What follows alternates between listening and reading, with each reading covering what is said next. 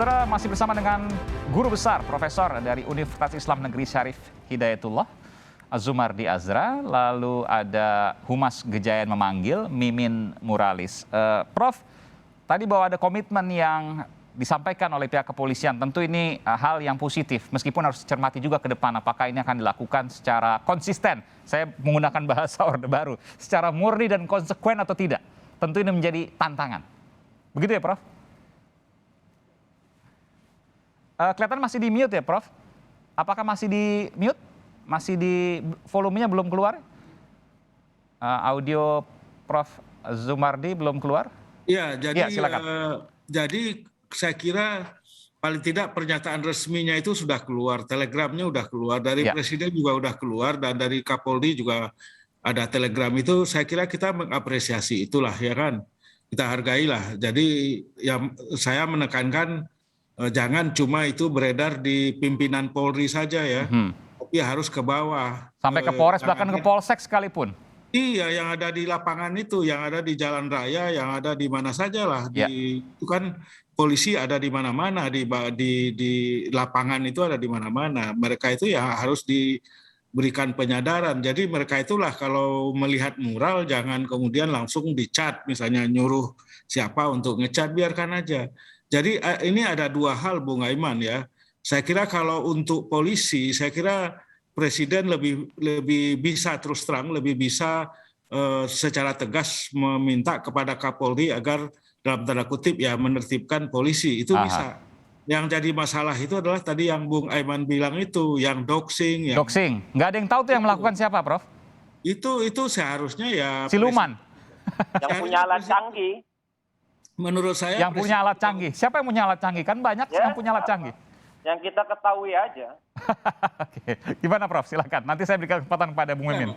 Menurut saya itu Presiden juga harus menghimbau agar menghentikan tindakan-tindakan seperti itu. Kalau Anda mengatakan tadi kalau ke Kapolri, Presiden mudah untuk mengatakannya. Iya, Saya membaca iya. Prof mau mengatakan bahwa yang melakukan doxing bukan dari kalangan Polri.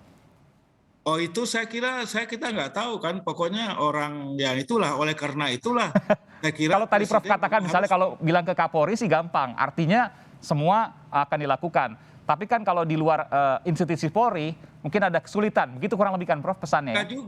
tidak juga Presiden itu sayang tidak menginstruksikan ke Kapolri supaya mengusut itu para pelaku doxing itu. Oh, Karena oke. polisi punya kemampuan, punya kapasitas, dengan direktorat cybernya ya pasti tahulah itu. Oh, ini koreksi ya. Jadi maksud Prof ini ya. Jadi sekalian bahwa jangan hanya meminta agar tidak represif, tapi juga tindakan-tindakan seperti doxing tuntaskan.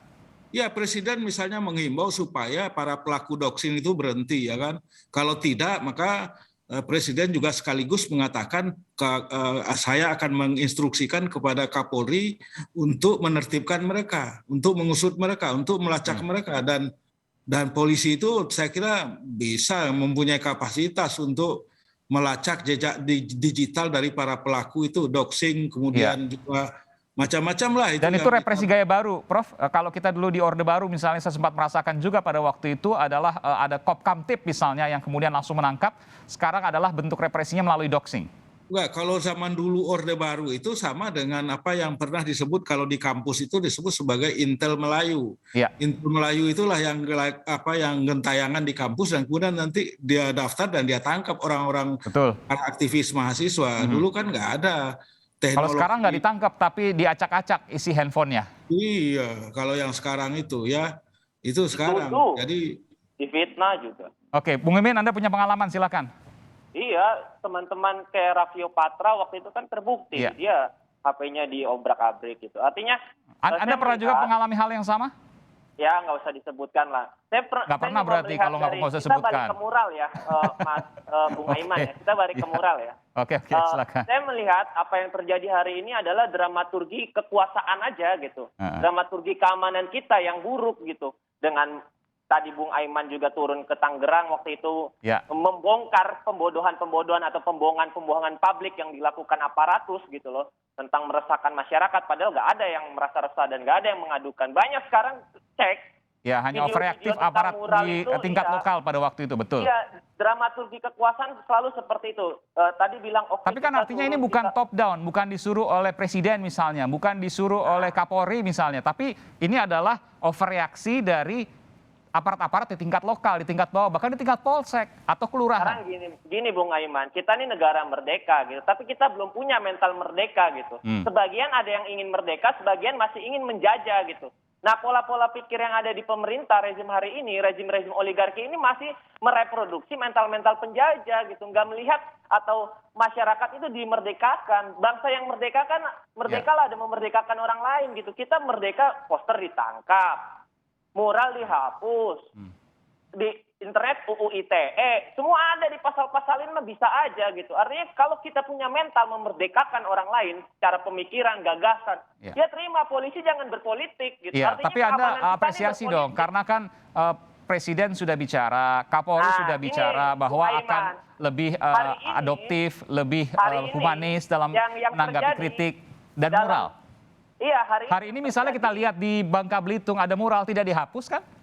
Nah, artinya ada viral bait gitu. Padahal Ketika mirip Pak ada Presiden yang bahkan viral. dengan tanduk misalnya.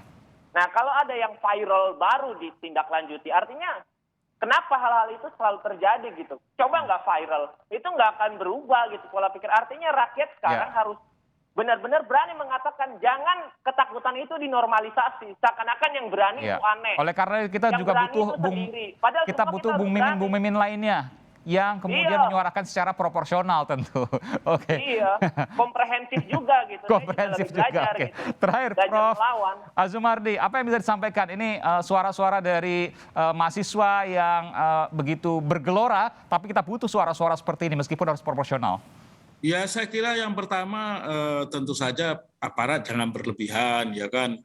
Apa yang diserukan dihimbau oleh Presiden saya kira perlu ditanamkan dalam hati. Begitu juga aparat kepolisian jangan terlalu represif lah. Ya kalau ada yang bikin bawa spanduk-spanduk itu ya nggak apa-apa selama spanduk atau muralnya itu tidak kata-kata jorok atau dalam bahasa Inggris tidak profanitas, tidak. Ya kalau cuma bilang 404 not found gitu ya, itu nggak apa-apa. Meskipun mirip Pak Presiden misalnya.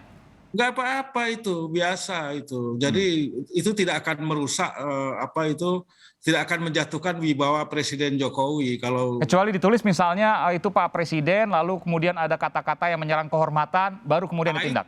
itu yang nggak boleh menyerang pribadi. Kalau cuma not found gitu kan biasa aja. Oke. Jadi nggak apa-apa kalau yang begitu-begitu mah.